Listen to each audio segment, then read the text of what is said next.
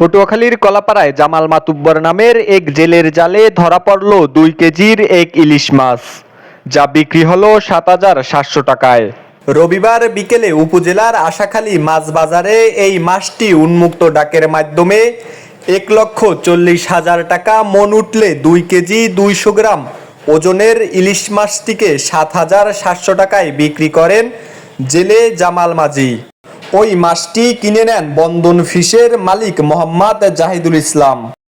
বাবা যে আমার সাগর রশিদ দেন তাই সাধারণ দোকানে ওরা তো মুখ পরিচিত, তা এই রশিদে মুসিন মুখে মেতায় জেলে ভাইরা আসল সাগর রশি কিনতে রশির কয়েলের বেল্টে সাগর পাতা, শিপ মার্কা এবং লেবেলের গায়ে সাগর মার্কা দেখে নির্দিষ্ট ডিলার পয়েন্ট থেকে যাচাই বাছাই করে সাগর রশি কিনুন।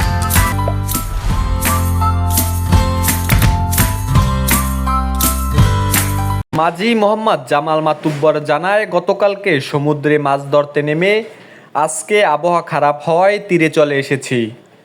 ইলিশ মাছ কম, তবে একটি ইলিশ আমি 7,700 টাকায় বিক্রি করেছি, যে কারণে কম মাছ পেলেও খুব ভালো লেগেছে। এর চেয়েও বড় ইলিশ সমুদ্রে পাওয়া যায়, তবে এখন দাম অনেক হওয়ায় দাম যা এসেছে তাতে পুষিয়ে যায় আমাদের। উপজেলা সিনিয়র মৎস্য কর্মকর্তা অপু শাহ বলেন, 4 দিনের অবরোধ সঠিকভাবে পালন হওয়ায় সাগরের মাছের উৎপাদন বৃদ্ধি পেয়েছে। তবে আবহাওয়া ঠিক হলে মাছের পরিমাণও বৃদ্ধি পাবে এবং দামও নাগালে চলে আসবে।